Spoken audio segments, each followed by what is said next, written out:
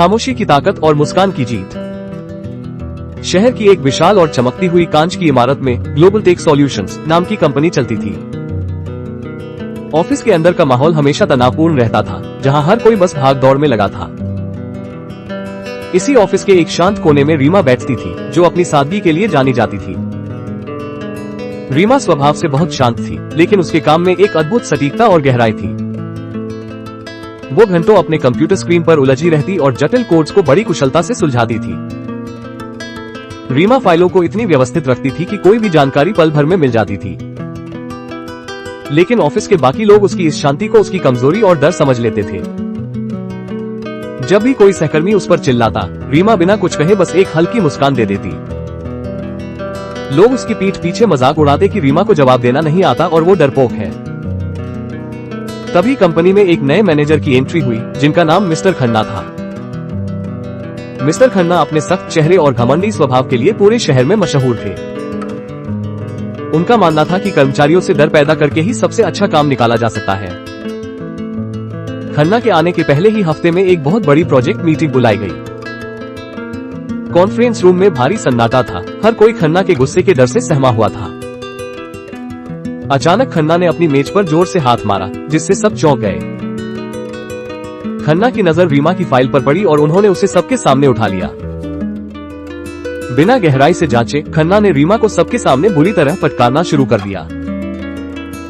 उन्होंने चिल्लाकर कहा, रीमा, यह क्या बकवास है? मुझे लगता है कि आप इस पद के लायक नहीं हैं। खन्ना ने आगे कहा कि रीमा को काम करना नहीं आता और वो सिर्फ सीट भरने आती है। पूरा कमरा सन्न रह गया, कोई भी रीमा की मदद के लिए आगे नहीं आया। नेहा, जो रीमा की सबसे अच्छी दोस्त थी, वो ये सब देखकर बहुत हैरान और दुखी थी। नेहा चाहती थी कि रीमा पलटकर जवाब दे और खन्ना को उसकी गलती बताए। रीमा के अंदर भी भावनाओं का तूफान उठा और उसकी आंखों में नमी आ गई। उसका दिल तेजी से धड़क रहा था और वो खन्ना को फाइल के सुधारों के बारे में बताना चाहती थी। तभी रीमा ने एक गहरी सांस ली और अपनी आंखें बंद कर खुद को शांत किया। जब उसने आंखें खोली तो उसके चेहरे पर वही पुरानी और सौम्य मुस्कान वापस आ गई। उसने बहुत विनम्रता से कहा, सर, मैं अपनी बात सही समय पर रखूंगी। रीमा ने आगे कहा कि तब तक वो अपना पूरा ध्यान प्रोजेक्ट को पूरा करने पर लगाना चाहती है। खन्ना को लगा कि रीमा डर गई है और उसने हार मान ली है। उन्होंने व्यंग्य करते हुए कहा कि जवाब न होना उसकी नालायकी का सबसे बड़ा सबूत है। मीटिंग खत्म हुई और रीमा चुपचाप अपनी सीट पर लौट आई। ऑफिस में फिर से फुसफुसाहट शुरू हो गई और लोग रीमा की किस्मत पर चर्चा करने लगे। कुछ लोग कह रहे थे कि अब खन्ना सर निश्चित रूप से रीमा को नौकरी से निकाल देंगे। नेहा रीमा के पास आई और उससे पूछा कि उसने अपनी सफाई क्यों नहीं दी। रीमा ने नेहा को समझाया कि शब्दों की लड़ाई में अक्सर सच दब जाता है और वो चाहती है कि उसका काम बोले। अगले 7 दिन रीमा के लिए किसी अग्नि परीक्षा से कम नहीं थे, जहां उसने अपनी पूरी ताकत झोंक दी। वो ऑफिस में सबसे पहले आती और जब सब जा चुके होते तब भी वो अपनी स्क्रीन पर उलझी रहती।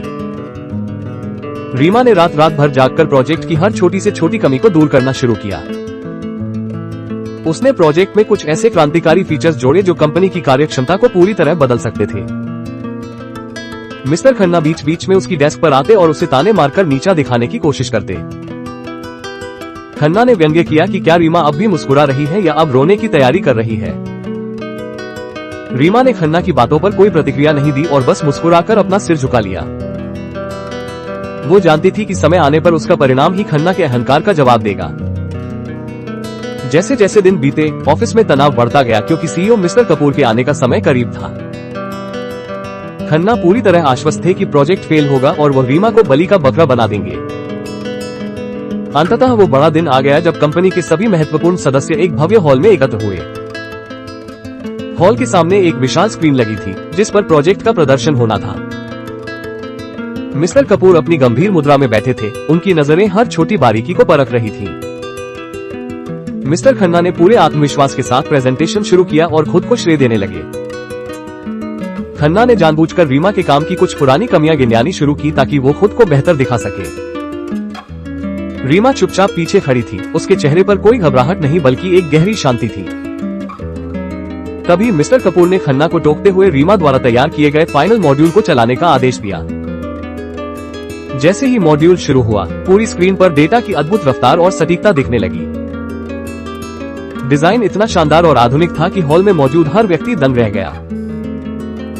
यह अब तक का सबसे बेहतरीन प्रदर्शन था, जिसने कंपनी की सभी उम्मीदों को पार कर दिया था। मिस्टर कपूर अपनी सीट से खड़े हो गए और उनकी आवाज पूरे हॉल में गूंज उठी। उन्होंने चिल्लाकर पूछा कि यह अविश्वसनीय काम किसने किया है, क्योंकि इसने कंपनी की वैल्यू 10 गुना बढ़ा दी थी। खन्ना का चेहरा सफेद पड़ गया और वो घबराहट में हकलाने लगे। खन्ना ने झूठ बोलने की कोशिश की कि यह सब उनकी देखरेख में हुआ है, लेकिन कपूर ने उन्हें बीच में ही रोक दिया। मिस्टर कपूर ने रीमा को स्टेज पर बुलाया और सबके सामने उसकी प्रतिभा की जमकर तारीफ की। उन्होंने घोषणा की कि रीमा को उसकी मेहनत के लिए एम्प्लॉय ऑफ द ईयर के लिए नामांकित किया जाता है। अब खन्ना की बारी थी। उन्हें अपनी गलती का एहसास हुआ और उनका अहंकार पूरी तरह टूट चुका था। खन्ना रीमा के पास आए और सबके सामने अपना सिर झुकाकर अपनी बदतमीजी के लिए माफी मांगी। रीमा ने एक बार फिर अपनी वही सौम्य मुस्कान बिखेरी और गरिमा के साथ उन्हें माफ कर दिया।